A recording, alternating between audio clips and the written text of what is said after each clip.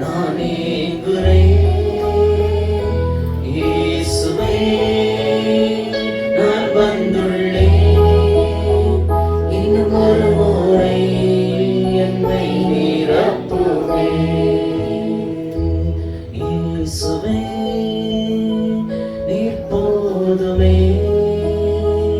உம் அன்பிற்கு நான் ஏங்குறேன். இயேசுவே நான் வந்துள்ளேன். இன்னும் ஒரு முறை என்னை நிரப்புவே.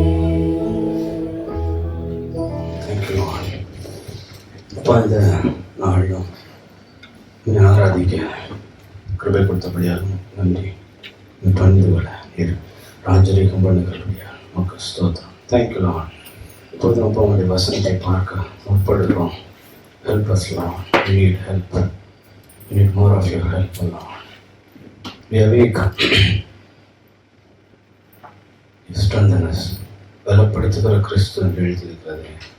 இந்த வார்த்தையை நீ மகிமைப்படுத்தும்படி சொல்லுகிற நாமத்தின் பிரஸ்தாபத்தை காட்டலாம். என் வார்த்தையை நான் மகிமைப்படுத்தினேன் என்று நீர் எழுதியிருக்கிறீர்களப்பா. இந்த வார்த்தை ஜீவனுள்ள. Let faith come alive. In this place, faith come alive. Faith come alive. Faith on the word of God. ஜீவனுள்ள தேவனுடைய வார்த்தையின் வெளிப்பாடு வரும்படி ஜெபிக்கிறோம். பரிசுத்தாவியானவர் வல்லமையாக கிரியை நடத்துங்க. சத்தியத்தை அறியக்கூடாதபடிக்கு கிரியை செய்கிற எந்த கிரியைகள் இயேசுவின் நாமத்தில் விலகுவதாக. Set free in Jesus' name. இயேசுவின் நாமம் விளங்க கர்த்தருடைய மகத்துவம் வெளிப்படும்படி ஜெபிக்கிறோம். தாங்கும் கரங்களும் ஹிருதயம் தகரும் போல் சாஸ்வத பாரயேசு புது ஜீவன் பகர்ந்திடும். சாஸ்வத பாரயேசு புது ஜீவன் பகர்ந்திடும்.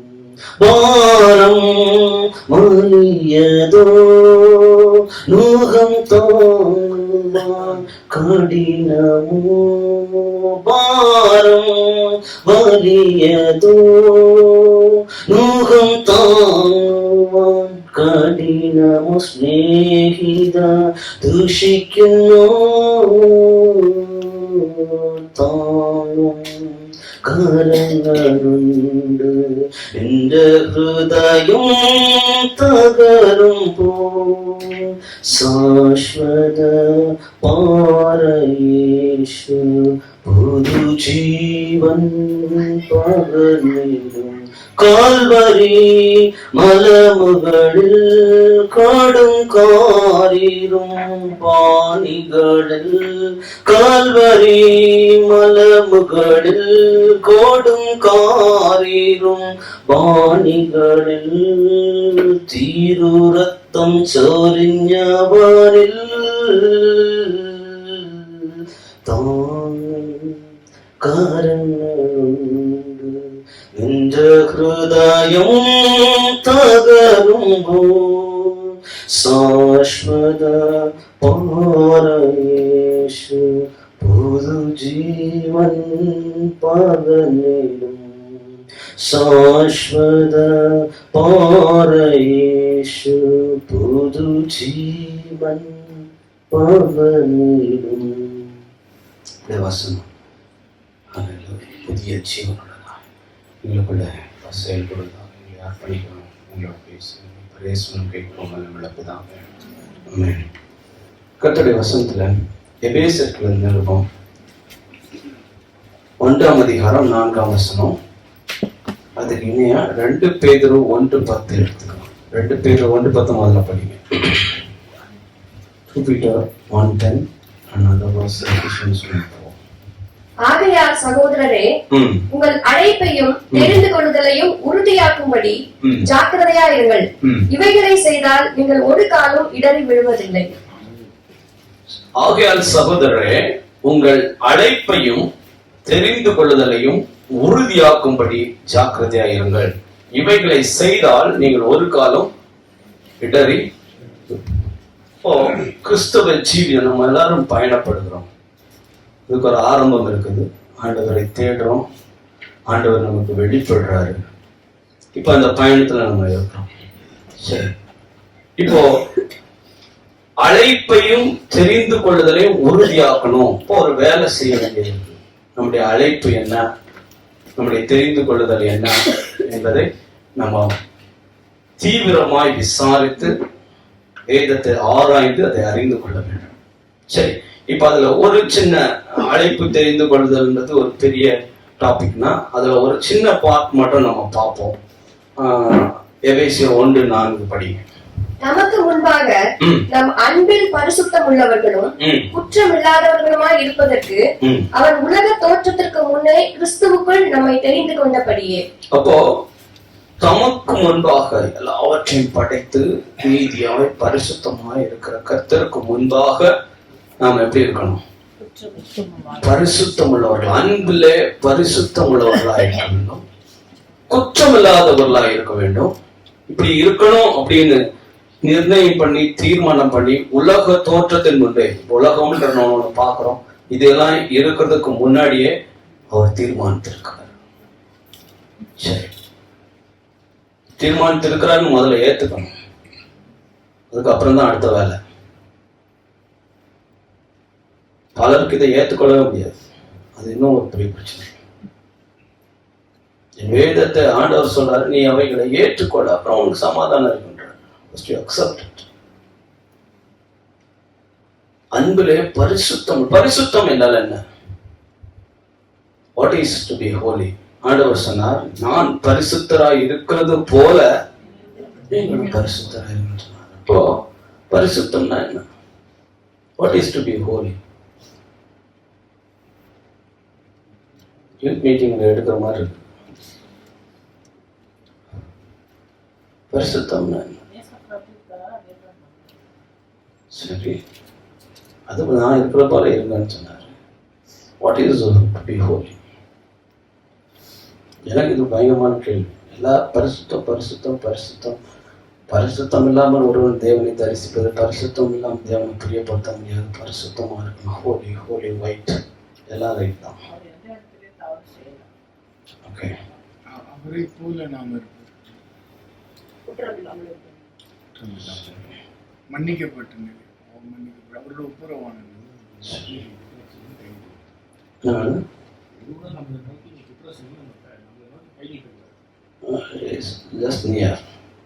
பக்கத்துல வந்துட்டார். குற்றம் சாட்டப்படாத ஒரு இல்லை, அது நீதியை குறிக்கும். சரி, ஆனா இங்க பரிசுத்தத்தை நான் கொஞ்சம் செக் பண்ணி கொஞ்சம் ஸ்டடி எல்லாம் பண்ணா, டு பி ஒன், நான் ஒரு ஆளா இருக்கும். It's holy. Israel, know that your God is holy. Is one. அவர் ஒருவர் தான். அவர் இப்படி ஒருக்கா அப்படி ஒருக்கா இருக்க மாட்டார். அப்படி to be holy means a constant effort. தொடர்ந்து ஒரு இதை நம்ம செய்யறோம். எதுக்குன்னா என்னுடைய பேச்சு, word, my deed, my action, everything is one. Is holy. அதான் பரிசுத்தம். பரிசுத்தம்னா அதுக்கு பல மீனிங் இருக்கு. அதுல ஒரு மீனிங் நான் பேசுறேன். ஏன்னா பரிசுத்தம்னா செட்டிங் அப்பார்ட், அது பிரித்தெடுக்கப்படுறது இருக்கு, அது நிறைய இருக்கு. பட் இப்போ நான் சொல்ல வர கருத்து என்பது ஒன்னா இருக்கணும். இந்த மல்டிபிள் பர்சனாலிட்டின்றது என்ன ஒரு விதமா நீங்க பார்த்து என் வீட்டுல வந்து வேற விதமா பாத்தீங்கன்னா அது பரிசுத்தம் அல்ல. அதாவது எல்லாரும் மாதிரி இருக்கிறோம். பரிசுத்தம் என்ன? ஒரு கான்ஸ்டன்ட் எஃபோர்ட் இருக்குது, ஒரு தொடர் நீச்சியான நம்ம பயணத்துல இருக்கிறோம். பரிசுத்தம் ஆயிட்டேன்னு சொல்லல, பரிசுத்தம் ஆகும்படி அழைக்கப்பட்டிருக்கிறோம். அன்பிலே எதுக்கு அழைப்பு? அழைப்பு இருக்கு, அழைப்பு. See, we become a person. ஒரு ஆளா மாறிட்டு இருக்கிறோம். மாறிட்டோம்னு சொல்லல, நம்ம சரி. இப்ப மாறும்போது எதெல்லாம் எதை அக்செப்ட் பண்றோமோ, எதை அப்ரிஷியேட் பண்றோமோ அது உங்களை மாத்திடும். இப்ப கூட நீங்க செக் பண்ணி பாருங்க, உங்க ஆட்டிடியூட்ஸ், உங்க பர்சனாலிட்டியில நிறைய மற்ற ஆட்களுடைய உங்களுக்குள்ள இருக்கும். என் ஃப்ரெண்ட் ஒருத்தன் என் கூட இருந்தான், ஹைட்டா இருப்பான். எப்ப இப்படி பண்ணுவான், அது இப்போ எனக்கு ஆட்டோமேட்டிக்கா வரும். அவன் கூட இருக்கும்போது இப்படி பண்ணுவான், இப்படி பண்ணுவான். அது அவன் கூட இருந்துட்டு அது அப்படியே வந்துச்சு. அவன் எங்க இருக்கிறான்? பாண்டிச்சேரியா. College days. நான் என்ன சொல்றேன்னா, if you are very close to a particular person, it will get stick to you, good or bad. It has that much influence. அதோட இன்ஃப்ளூயன்ஸ் இருக்கு. வசனம் பார்த்துக்குமா? சங்கீதம் 66:18.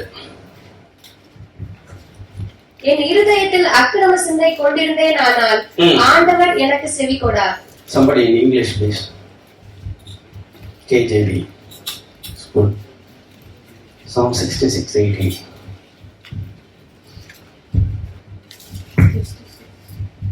66:18.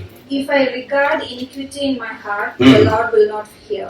If I regard iniquity, என் இருதயத்தில் அக்கிரம சிந்தை கொண்டிருந்தேன். நான் தமிழ்ல இருக்கு, ஆங்கிலத்துல if I regard iniquity. regard அப்படின்னா ஒரு மீனிங் எப்படி போட்டிருக்குன்னா a feel of admiration. அதுக்கு மேல ஒரு பட்சை இருக்கு. அப்போ நமக்கு என்னன்னா, நம்ம பரிசுத்தத்து மேல ஒரு அப்ரிசியேஷன் இருக்கணும். குற்றமற்ற நிலையில ஒரு அப்ரிசியேஷன் நமக்கு இருக்கணும். நமக்கு என்னன்னா, குற்றம் செய்யறதுல அப்ரிசியேஷன் இருந்தா குற்றம் தான் செய்வோம். ஏன்னா பயணத்துல இருக்கோம். You are going to become a particular person. What you appreciate is going to alter you. எதுக்கு மேல நம்ம அப்ரிசியேஷன் இருக்கு? கொஞ்சம் யோசிச்சு பாருங்க. சும்மா ஏதோ செய்தி கேட்டுன்னு போறதுக்கு அதுல எனக்கு ஒரு பெரிய நாட்டம் இல்லை. செய்தி கேட்டா அது என்ன பண்ணணும்? அதை நான் மாத்தணும். அப்படி இல்லாம நான் செய்தி கேட்டு என்ன பண்ணுறேன்? ஆண்டவர் சொல்றாரு, இஸ்ரவேல் நான் சொல்றேன் எனக்கு மேல இஷ்டம் இல்லைன்றாரு. இஸ்ரவேல் நான் சொல்றத மதிக்கிறது இல்லைன்றாரு. ஏன்னா அவங்களுக்கு இஷ்டம் இல்லை, அதான் உண்மை. இஷ்டம் இருந்துச்சுன்னா மாறிடும். இப்போ வசனம் தெளிவா சொல்லுது, if I regard iniquity. iniquityன்னா அக்கிரம சிந்தைன்னு சொன்னா பாவம் கிடையாது, பாவத்துக்கு முன்னாடியே இருக்கிற பிரச்சனை. என் இருதயத்தில் பாவம் கொண்டிருந்தேன் அப்படி சொல்லல. பாவம் அதுக்கு அடுத்துதான் வரும். ஃபர்ஸ்ட் தான் இந்த பிரச்சனை. அதுக்கு மேல ஒரு அப்ரிசியேஷன் வந்துடும். இப்போ நம்ம கேலி பண்ணி சிரிக்கிறதுல ஒரு அப்ரிசியேஷன் உள்ளாடி வந்துச்சுன்னு வச்சுக்கோங்க, பின்னாடி கேலி செஞ்சிருவோம். அங்கேயே பிடிச்சிடணும். மாதிரி ஒரு தாட் வந்துச்சுனால ஆண்டோட்ட சொல்றேன், இது மாதிரி இருக்குது ஆண்டவர், என்ன பண்றது? அவருக்கு உதவி செய்வார். அவருக்கு வல்லமை இருக்கு உங்களை தப்புவிக்க, உங்களை விடுவிக்க, நாசத்துல இருந்து தப்புவிக்க அவர்கிட்ட வல்லமை அதிகாரம் இருக்கு. சரி, இப்போ அதனாலதான் சொல்றேன், உங்க association will alter you very much. நீங்க அதனாலதான் அவிசுவாசிகளோடு பிணைக்கப்படாதுன்னு சொல்லப்பட்டிருக்கோம். ஒன்னும் ஆல்டர் பண்ணிக்கும். உன் பிரச்சனை இல்லைன்னா பிரச்சனை இல்லை. அப்புறமா அழைப்பும் தெரிந்து கொள்ளுதலும் உறுதிப்படலன்னா எப்படி இடறுதல் வரும். அழைப்பு என்னது? அன்பிலே பரிசுத்த. அவருக்கு முன்னாடி, மனுஷனுக்கு முன்னாடி கூட நடிச்சிடலாம். அவர் பார்க்குற நேரத்துல தானே செய்யணும். பார்க்காத நேரத்துல நம்மளா இருந்துக்கலாம். இங்க அப்படி கிடையாது. அவர் எல்லாத்தையும் பார்க்கிறாரு. அவருக்கு முன்னாடி நம்ம இருக்கணும். ஏன் முன்னாடி நடந்து கொண்டு உத்தமமா இருன்றாரு. எப்பா நீ ஸ்கூல்ல இந்த டைம் வரைக்கும் உத்தமமா இருந்தா எங்கன்னு போறோம். இப்ப நம்ம மத்த மார்க்கத்துல எல்லாம் இருக்குல்ல, இவ்வளவு நாள் கரெக்டா இருந்தா போதும், மத்த நாள் எப்படியா இருந்துக்கிறோம். அதானே அந்த மாதிரி நம்மளும் இப்ப ஆயிட்டு வரோம்னு நினைக்கிறேன். அது ரொம்ப மோசமான ஒரு சூழ்நிலை. சரி, நான் பரிசுத்த ஆண்டவர் பாருங்க.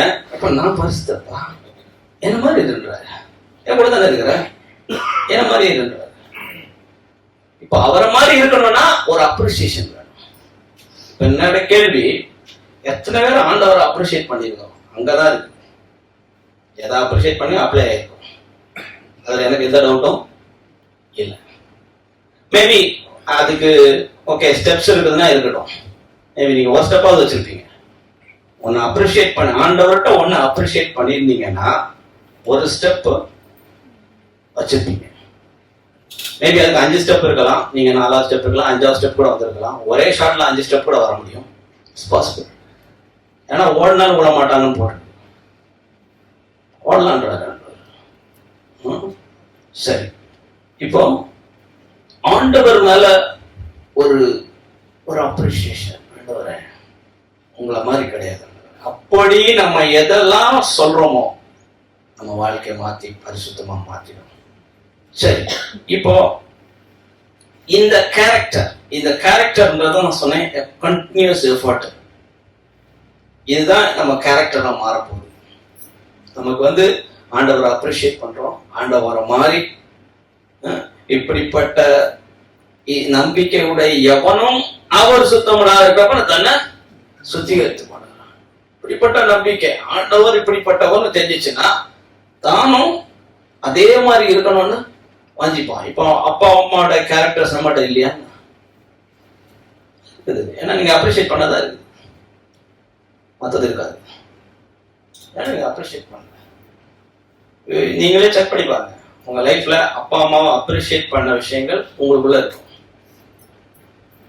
நீங்க அவங்க கிட்ட பார்த்து அப்ரிஷியபிள் திங்ஸ், டைம்லினஸா இருக்கலாம், மணி மேனேஜ்மெண்ட் இருக்கலாம், எதுவோ what you appreciate in them you will find it in your life. அப்போ இங்க ஆண்டவர்கிட்ட சில காரியங்களை நம்ம பார்த்து ஆண்டவரை சில காரியங்களை நம்ம அப்ரிஷியேட் பண்ணணும்.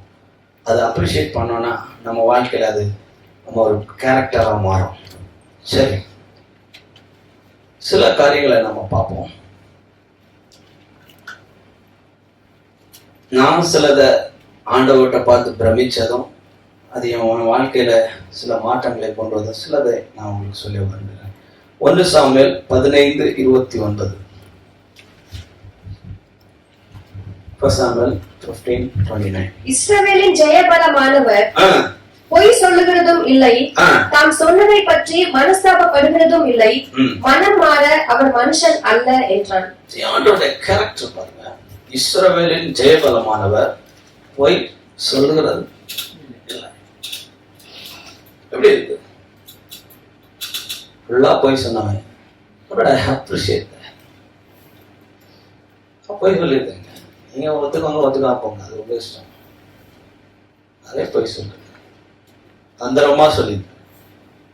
ஆனா திஸ் ஆல்டர்ட் மீ. இஸ்ரவேலின் ஜெயபலமானவர் பொய் சொல்லுகிறதில்லை, சொன்னதை குறித்து மனஸ்தாபப்படுறதில்லை. That is God. If you appreciate that, you become like that. Amen. You can become. ஏன் ஆராதிக்கிறோம்? ஏன் பாடுறோம்? நானும் பரிசுத்தமா இருக்கணும். Every one. இல்லைன்னா அவர் ஆராதிக்கிறதுக்கு வேற ஆட்கள் இருக்கிறாங்க. Yes, angels. Why we? It has more benefit for us than him. நம்ம ஆராதனை அவர் ஏத்துப்பாரு, பட் அதை விட பெஸ்டா ஆராதிக்கிறவங்க இருக்கிறாங்க. But worship is more needed for me, that I should become like him.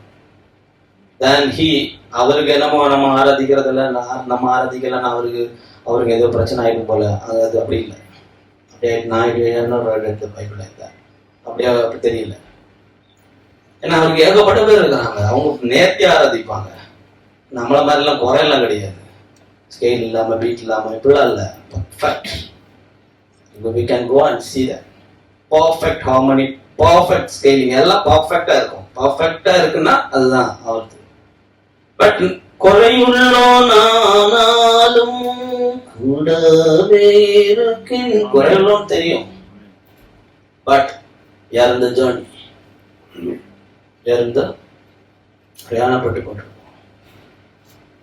இஸ்ரவேலின் ஜெயபலமானவர் பொய் சொல்றதில்லை. அவருக்கு அந்த பழக்கம் கிடையாதுங்க, அவர் கேரக்டர். இதுல எவ்வளவு அப்ரிசியேஷன் நமக்கு இருக்குதோ அவ்வளவு மாறிடும். இதுல you have least appreciation, you will still become a liar. பொய் சொல்றதுதான் அப்ரிசியேஷன் ஜாஸ்தி. இந்த பிரச்சனை தான் சொன்னதை பற்றி ஏன் சொன்னதை பற்றி அவர் மனஸ்தாபப்படுறது இல்லை. அவர் பொய்யே சொல்லி மனஸ்தாபப்பட வேண்டிய அவசியமே இல்லை. ஏன்னா அவர் உள்ளதை ஆண்டவர் நமக்கு சொல்லி கொடுத்தார்ல. மத்தேயு 5:37 படிங்க.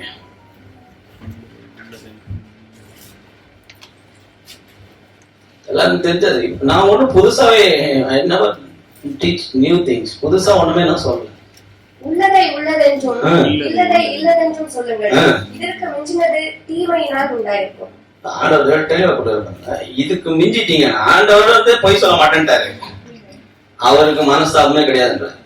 உங்களுக்கு மனஸ்தாபம் இருக்குதா அப்படின்னா போய் சொல்லணும்.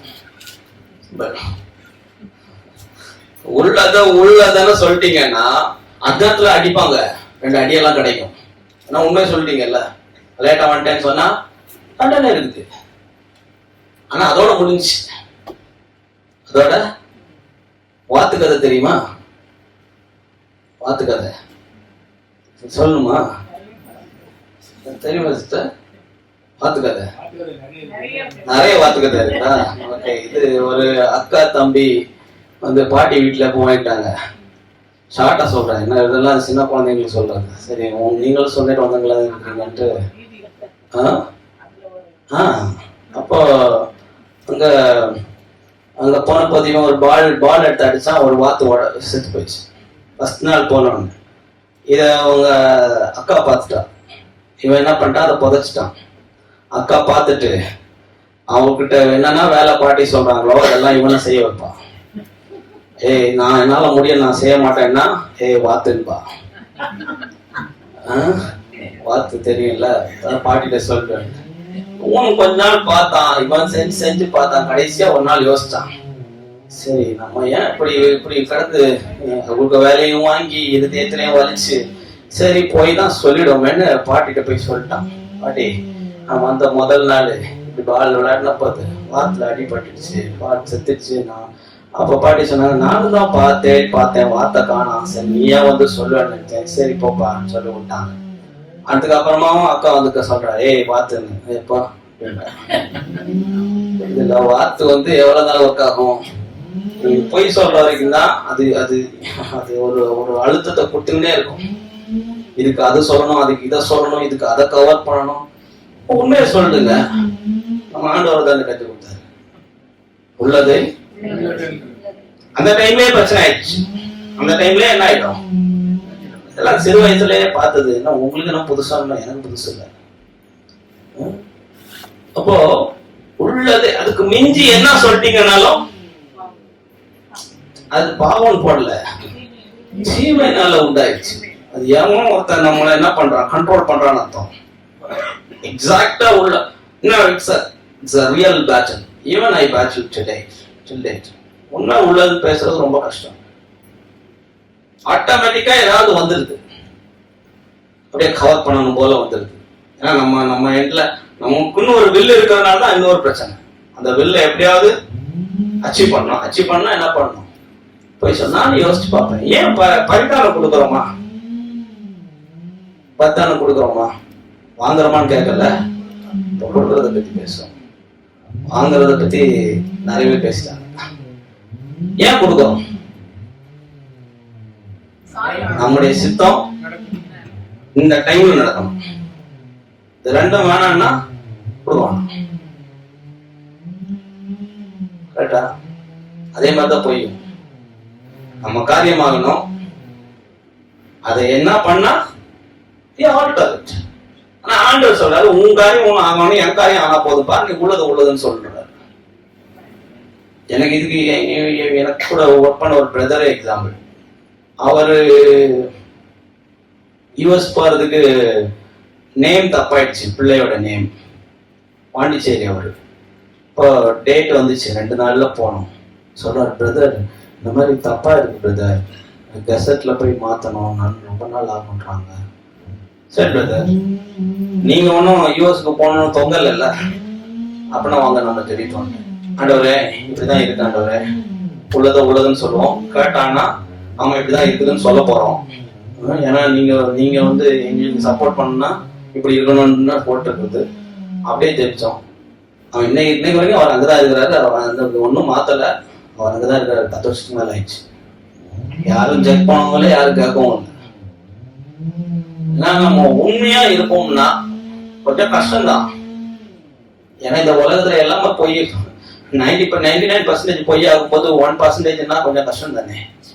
ஆனா அந்த 1% தான் இருன்ற, அந்த 1% தான் உங்களுக்கு நான் முதுகு தண்டு கொடுத்துருக்கேன்ற.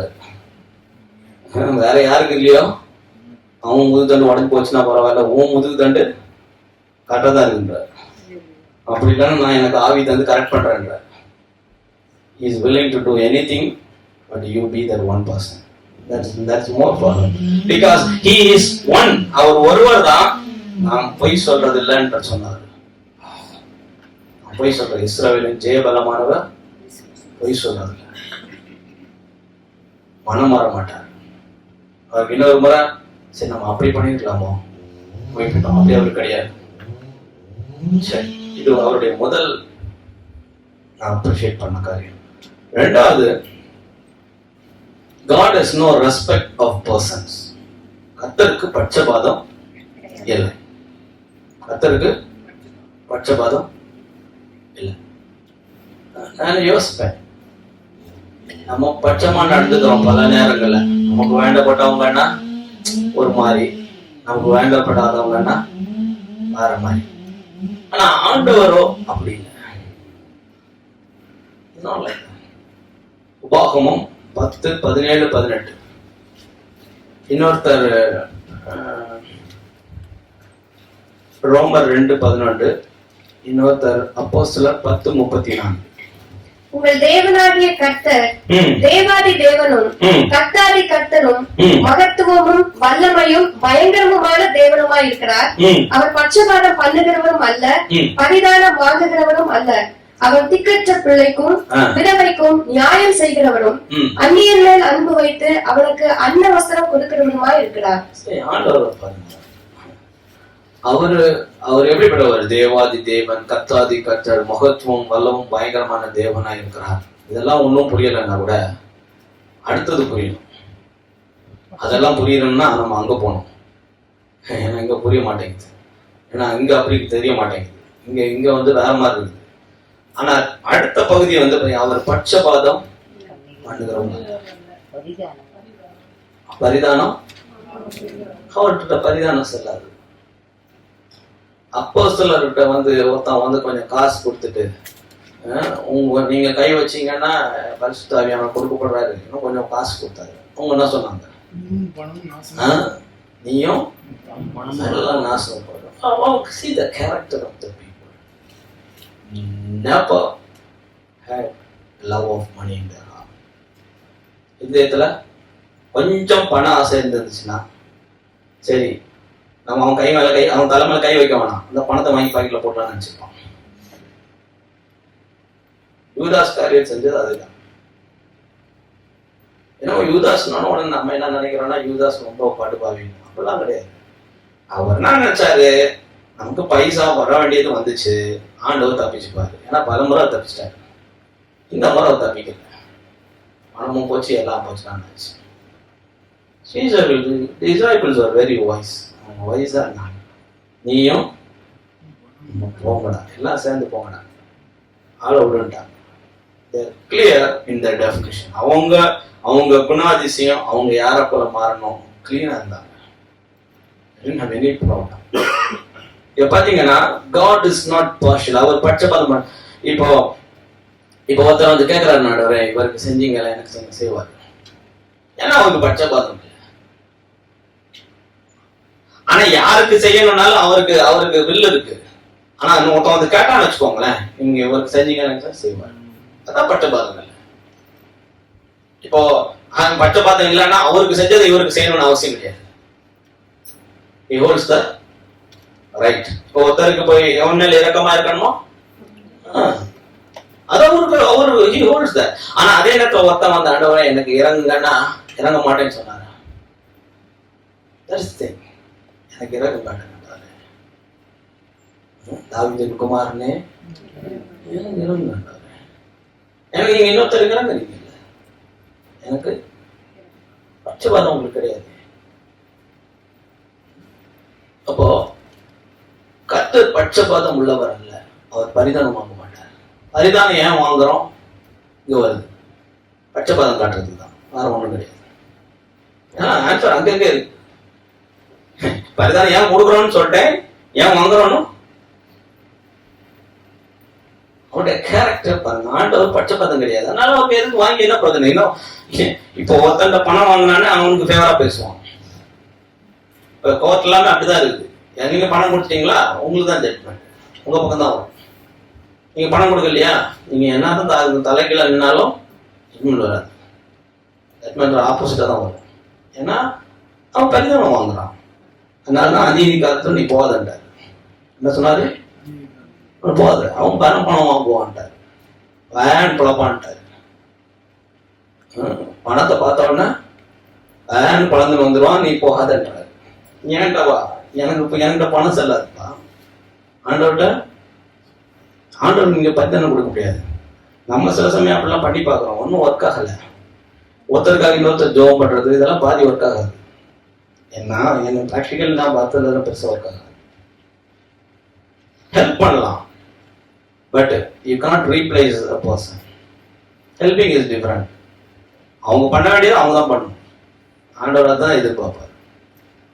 இன்னொருத்தர் ப்ராக்சி போகலாம், முடியாத பட்சத்தில் அவங்க முடிஞ்சுட்டா அவர் ஏன் வரலன்னு கேட்பார். 10 பேர் போனீங்களப்பா, ஒருத்தன் வந்துருக்கான், நான் வர முடியலன்னா முடியலன்னா பிரச்சனை இல்லை, இன்னொருத்தன் வரலாம், அவங்க பால அதான் அலோவ் பண்றாரு. God allows proxy. இன்னொருத்தன் வந்து ஆண்டவரே வேலைக்காரன் எப்படி இருந்தான், சரிப்பா. ஆண்டவர்கிட்ட கற்றுக்கொள்ள வேண்டியது, ஆண்டவர்கிட்ட அப்ரிஷியேட் பண்ண வேண்டிய காரியங்களை நம்ம அப்ரிஷியேட் பண்ண வாழ்க்கையில் அப்ளை ஆகிடும்.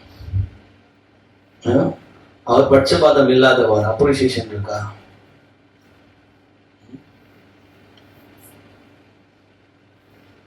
சரி, அடுத்தது போலாம். அவர் உடன்படிக்கையை காக்கிறது ஒரு உத்தமர். சொன்னாதான் கீப் பண்ணுவார். உபாகமம் 7, 8, 9.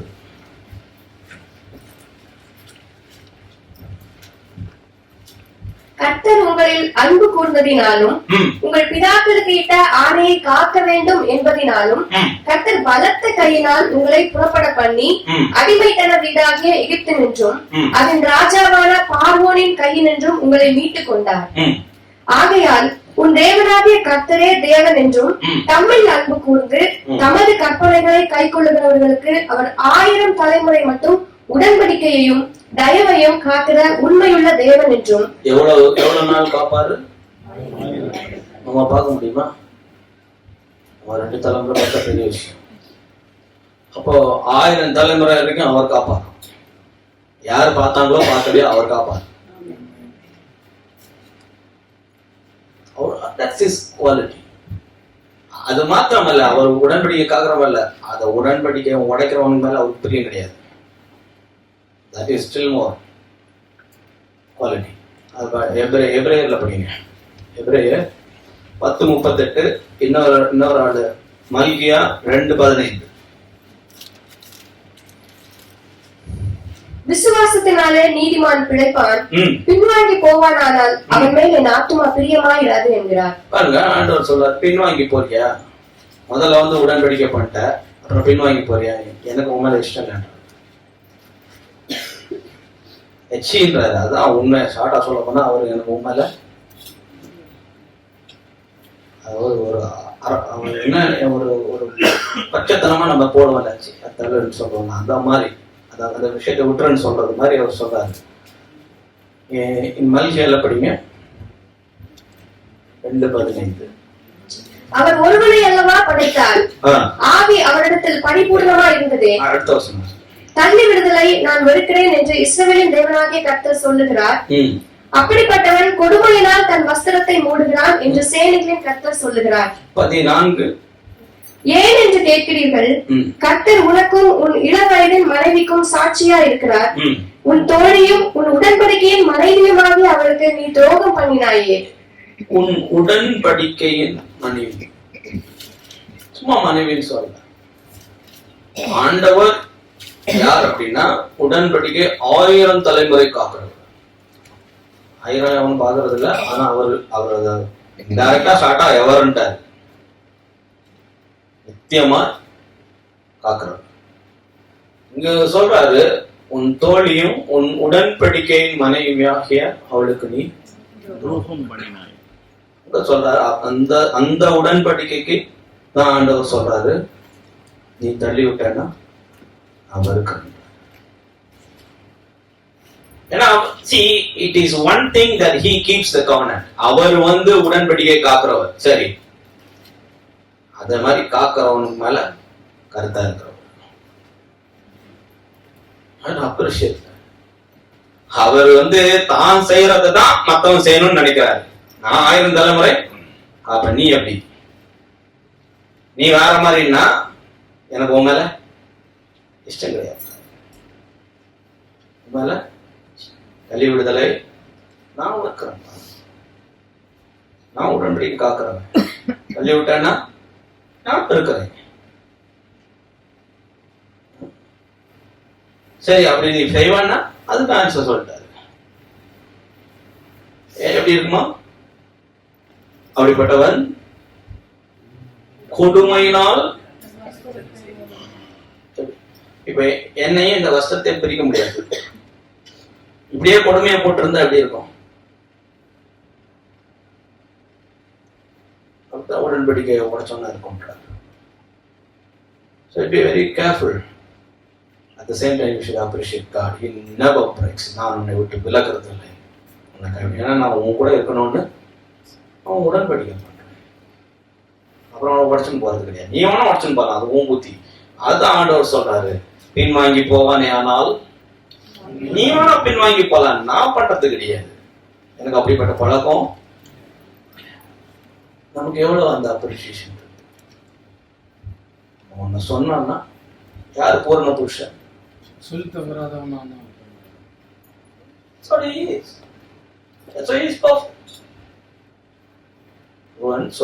தவறாதவனா அது நேரத்துல தவறு. அதுக்கப்புறம் என்ன ஆண்டவர்? அப்போ உடன்படிக்கையை காக்குற ஒரு நல்ல கருத்து. நம்ம ஞானஸ்நான உடன்படிக்கை எடுத்திருக்கிறோம். இதுல தெரியும் ஞானஸ்நானம் என்பது உடன்படிக்கை என்று. அது எப்படிப்பட்ட உடன்படிக்கை சொல்லுங்க பார்ப்போம். சரி, அது எப்படிப்பட்டது? நல் மனசாட்சியின் உடன்படிக்கை. இந்த ஒரே ஒரு நல்ல மனசாட்சி, சுத்தமா இருக்கணும். இன்னொருத்தனை குறிச்சு நான் என்ன பண்ணக்கூடாது. அது வராதுன்னு நான் சொல்ல மாட்டேன், அதெல்லாம் வரத்தான் செய்யுது. ஆனா சுத்த மனசாட்சி எனக்குள்ள சிருஷ்டிக்கிறவர், அவருடைய ரத்தம் செத்த கிரியைகளாக என்னை சுத்திகரிக்கணும். I'll take time and cleanse that thing. சரி, God keeps us coming. முக்கியமான அடுத்தது, God hates dishonest gain. மீகா 6, 9, 10, 11.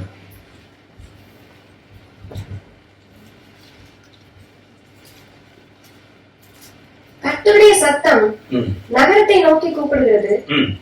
ஞானமுள்ளவன் உம்முடைய நாமத்தை மதிப்பான். மினாற்றிற்கும் அதை நியமித்தவருக்கும் செவி கொடுங்கள். துன்மார்களுடைய வீட்டிலே துன்மார்க்கத்தினால் சம்பாதித்த பொக்கிஷங்களும் அருவருக்கப்படத்தக்க குறைந்த மரக்காலும் இன்னும் இருக்கிறதல்லவோ. கள்ளத்தராசும் கள்ள படிக்கற்களும் உள்ள பையும் இருக்கும்போது அவர்களை சுத்தம் உள்ளவர்கள் என்று எண்ணுவேனோ. அப்போ நீங்க பாருங்க, ஆண்டவர் எதை வெறுக்கிறேன்றத ஸ்ட்ரைட்டாவே சொல்றாரு. இந்த மாதிரிப்பட்ட அளவுல வித்தியாசம் பண்றது, இதெல்லாம் ஆண்டவருக்கு என்ன இல்லை. அநியாயமான சம்பாத்தியம் ஆண்டவருக்கு never has any regard இல்லை. அந்த அந்த மாதிரி ஒண்ணு அவருக்கு அவருடைய இதிலே இல்லை, ரெல்லங்களே கிடையாது. இந்த மாதிரி அதாவது கள்ளத்தராசு இதெல்லாம் ஒன்றும் அவருக்கு அவர் தெளிவா சொல்றாரு பாருங்க. இது துன்மார்க்கமா வர்ற மீன்ஸ் எதுவுமே டிஸ்லைக்ஸ், ஆண்டவருடைய இஷ்டம். அதுல நமக்கு எவ்வளவு அப்ரிசியேஷன். அவர் வெறுத்தார்னா அவர் வெறுத்ததுதான். இப்ப நமக்கு அது அந்த மாதிரி ஒரு இது ஆண்டவரை குறித்து சொல்லப்படுவது, அவர் அக்கிரமத்தை வெறுத்தார்னா அது ஒரு வேற மாதிரியான ஒரு அண்டர்ஸ்டாண்டிங். வெறுப்புன்னா அதுக்கு ஒரு வெறுப்பு இருக்கணும் நிஜமாவே. சில காரியங்களை நமக்கு அசிங்கமான ஒரு பொருள்னா வெறுத்துவோம்ல, கேஸ்டவே திங்ஸ்.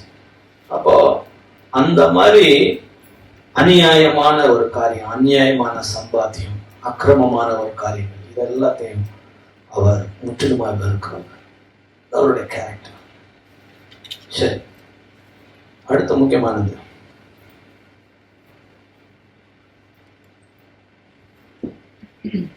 2 நாளாகமோ 19:11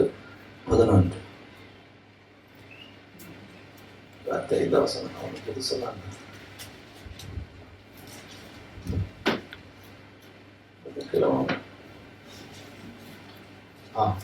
last part. நீங்கள் திடமனதாய் இருந்து காரியங்களை நடத்துங்கள், உத்தமனுக்கு கர்த்தர் துணை என்றார். God always stand on this side. ஒரு பக்கத்துல உத்தமனுக்கு மாறவே மாட்டார். Very careful. ஆண்டவர் எந்த சைடு வேணா எப்ப வேணா எடுப்பாரு. ஆனா எப்பவுமே இந்த ஒரு சைடு தான். இப்போ 2 பார்ட்டி பிரச்சனை இருக்குன்னா 2 பார்ட்டி இருப்பாங்க. இப்ப எந்த பக்கம் அவர் எடுப்பாருன்னா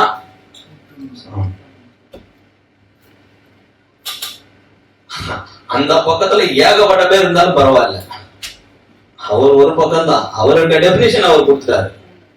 ஒரு பக்கம் தான். எப்பவுமே நீங்க பிரச்சனை வேணா ஏகப்பட்ட பிரச்சனையா இருக்கலாம், உத்தமனுக்கு எந்த நான் துணை செய்யறோம் ஒருத்தங்க தான் உத்தமன். சங்கீதம் 73:1. சுத்த இருதயம் உள்ளவர்களாகிய இஸ்ரவேலருக்கு தேவன் நல்லவராகவே இருக்கிறார். சுத்த இருதயம் தான் நல்லவர். மற்றவங்களுக்கு அவங்களுக்கு தான் தெரியும் அவர் எப்படி இருக்கிறார். சுத்த இருதயம் உள்ளவருக்கு கர்த்தர் காட் இஸ் குட்னு எல்லாம் பாட முடியாதுன்னு அர்த்தம். அதான் சொல்றேன், காட் இஸ் குட் பாட்டு பாடலாம். ஆனா அங்க என்ன போட்டிருக்குன்னா அது எப்பவும் ஒர்க் ஆகாதுப்பா. நீ இப்படி இருந்தாதான் காட் இஸ் குட், இல்லைன்னா காட் கேன் பி எனிதிங். நீங்களா சொல்லிருக்கலாம். சங்கீதம் 84:11.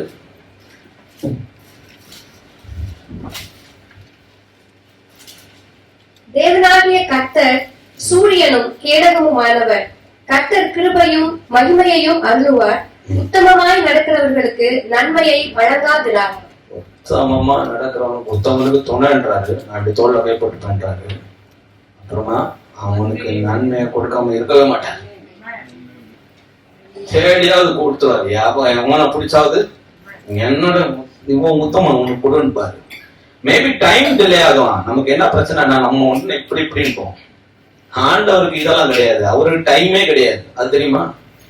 ஆண்டவருக்கு டைம்ன்றதே God doesn't have time. We are in time. God doesn't have a time. ஏன்னா அவருக்கு ஸ்டார்டிங் இப்போ 9:45 ஆயிடுச்சு. இப்போ எனக்கு Iyer because God doesn't have a time. அவருக்கு டைம் கிடையாது. அவருக்கு வாட்ச் கிடையாது. ஏன்னா பார்க்க வேண்டியது இல்லை. So he is very cool. ரொம்ப கூலா தான் டீல் பண்ணுவார். நீங்க போய் ஒரு ரிக்வெஸ்ட் சொல்றீங்கன்னு வச்சுக்கோங்க, ஆண்டவரே இவன் என்ன போட்டு இப்படி பண்றான், சரி பாப்பான்னு பாரு. ரொம்ப கூலா டீல் பண்ண. கொஞ்ச நாள் தாண்டி நாமளே திருப்பி போவோம். சரி ஓகே அது சரியாச்சான்னு பாரு. தானாவே சரியாயிடும் பாதி. அவர் அங்க ஒன்றும் பெருசாலாம் செய்ய மாட்டாரு. அவருக்கே தெரியும் அதெல்லாம் தானா சரியாயிடும். அவர் செஞ்சாருன்னா அபிமெலேக்ட வந்துனார்ல, ஏய் விட்டுட்டான்டார். உத்தம இதத்தோடு செஞ்சு அதனாலதான் வந்தேன். அதனாலதான் நான் வந்தப்பா இன் பர்சன் இருந்தேன். இல்லைன்னா நான் அப்படியே டீல விட்டுருப்பேன். God does it. அவர் செய்வாரு. But at the same time he has a process. அவர் வச்சுக்கிறாரு நிறைய ப்ராசஸ். தெரியும் நம்ம ஒரு பிரச்சனை பண்ணா இப்படிதான் பண்ணுவாங்கன்னு தெரியும். நம்ம கேரக்டரும் அவருக்கு தெரியும். நம்ம இருதயம் அவருக்கு தெரியல. உத்தம இதயம் உள்ளவருக்கு தான் தேடுறாரு. தம்மை பற்றி முக்கியமான தம்மை பற்றி உத்தம இதயம். தம்மை பற்றி உத்தம இதயத்தவங்க என்ன பண்ணுவாரு? தம்முடைய வல்லமையை விளங்க பண்ணும்படி he will show himself strong on behalf of whose heart is upright before him. காட்டுவார் பலத்தை. யார்கிட்ட மோதுறேன் பாரு. யார்கிட்ட ஏனால் அவன் நீ யார்கிட்ட மோதுறேன் பாரு அப்படின்னு சொல்லுவாரு. ஏன்னா அவர் ஒரு பக்கம்னு சொல்லிட்டேன்ல. அவர் ஒரு விஷயத்துல ஒரு பக்கம். அவர் அவர் ஒரு பக்கம்னா அவருடைய பலத்தை காட்டுவார். இப்போ எதிர வரவன்கிட்ட பலத்தை காட்டுவார். மோத முடியாது ஆண்டவர்கிட்ட. ஆனா நல்லா வழங்கிக்கோங்க, அவர் பட்சபாதம் உள்ளவர் அல்ல.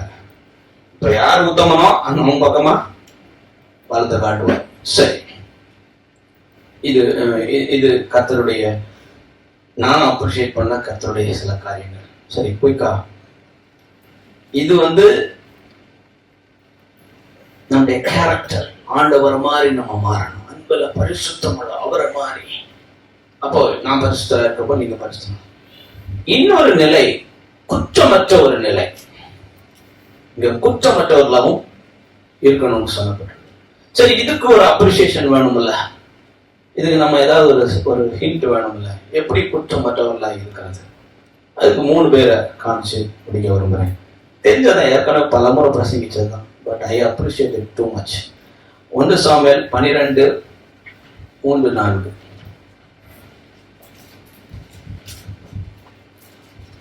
இதோ இருக்கிறேன் கர்த்தரின் சந்ததியிலும். பாருங்க எப்படி சொல்றாரு பாருங்க கர்த்தருடைய மனுஷன். இதோ இருக்கிறப்பா, கர்த்தருக்கு முன்னாடி இருக்கிறேன், உங்க முன்னாடி இருக்கிறேன்றார். மனுஷனுக்கு முன்பாகவும் தேவனுக்கு முன்பாகவும் குற்றமற்றவர்களா இருக்கணும்ன்றத சொல்றாரு. கர்த்தரின் சந்நிதியிலும் அவர் அபிஷேகம் பண்ணி வைத்தவருக்கு முன்பாகவும் என்னை குறித்து சாட்சி சொல்லுங்கள்.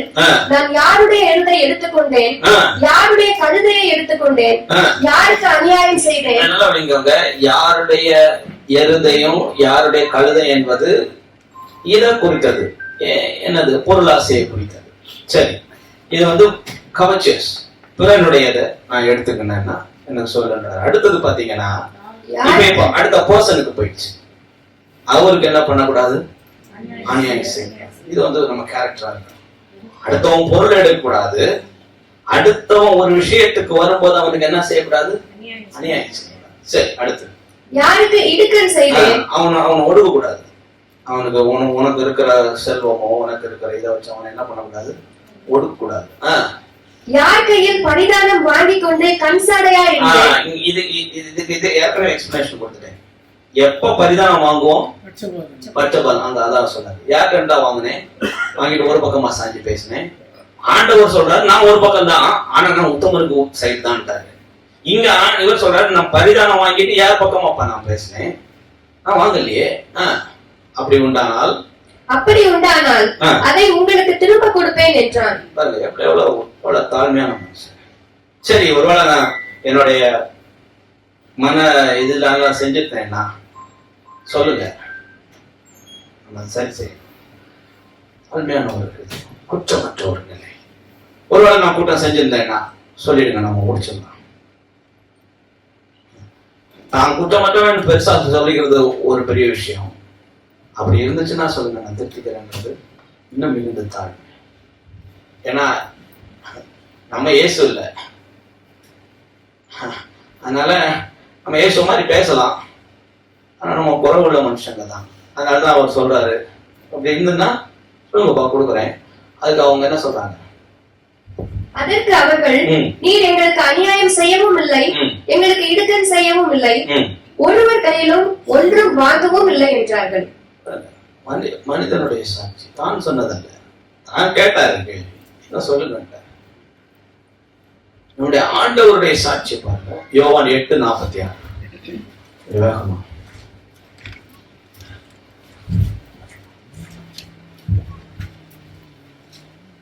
என்னிடத்தில் பாவம் உண்டென்று உங்களில் யார் என்னை குற்றப்படுத்த கூடும்?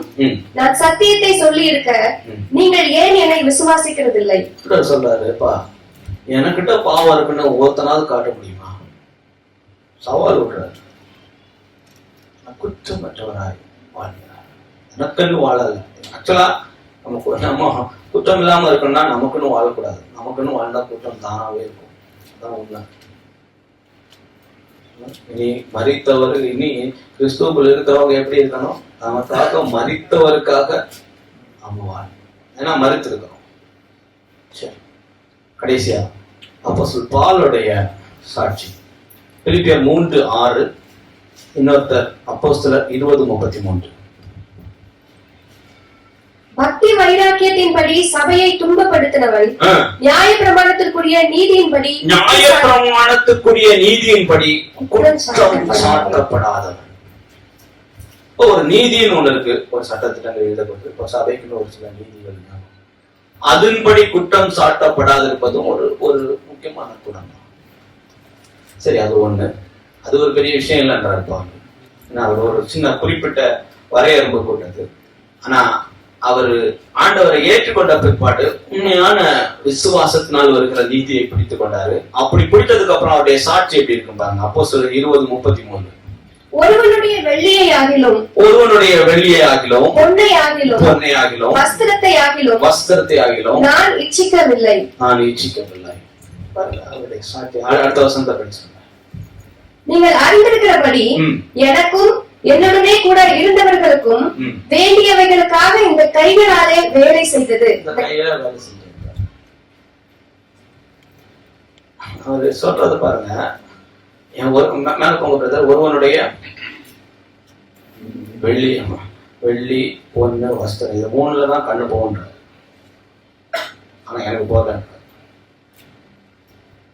இயல்பா இந்த 3க்கு மேல கண்ணு போயிடும், எனக்கு போகல. குற்றம் மட்டும் என்ன அழைச்சேன், ஒருத்தர் அழைச்சிருக்கிறாரு, அவருக்கு உண்மையான இருக்கணும், அவருக்கு பெயருக்கு நான் சாட்சியா இருக்கணும்னு அவர் வாழ்ந்தாரு. அப்படி வாழ்றதுக்கு அவர் என்ன சொல்றாருன்னா, நான் என் கையெல்லாம் நான் பிரயாசப்படுறேன். நமக்கு அப்படிப்பட்ட எண்ணம் இருக்குதா? பிறனுடைய இது எதையும் எடுக்கக்கூடாது, வஸ்திரத்தையோ வெள்ளியையோ பொண்ணையோ எடுக்கக்கூடாது, நம்ம உழைச்சு நம்ம சாப்பிடணும் அப்படின்னு அவருக்கு ஒரு குற்றமற்ற நிலை அவருக்கு உண்டாயிருக்கின்றார். பிறர் குற்றம் சாட்டுகிறது இந்த இடத்துலதான். ஈவன் சாமுவேலும் அதைத்தான் சொல்றாரு. நீங்க வெளியே எடுத்துட்ட, நீங்க எருத எடுத்துட்டேன்னு சொல்லுவாங்க. நீங்க அப்படி சொல்றதான் சொல்லுங்க, நான் எதனாச்சும் எடுத்துட்டேன்னா தந்துடுறேன். இப்படிப்பட்ட குற்றமற்ற ஒரு நிலையில நமக்கு எவ்வளவு அப்ரிசியேஷன் இருக்குது. அந்த அப்ரிசியேஷன் படி நம்ம குற்றம் இல்லாதவர்களா இருக்க முடியும். அது மாத்திரமல்ல, ஆண்டவருடைய குணங்களை வசனத்துல இருந்து தியானிக்கும் போது அதை அப்ரிஷியேட் பண்ணுங்க. உங்க வாழ்க்கையில அது அப்ளை ஆகும். அதை தாங்க சொல்லித்தரோம்.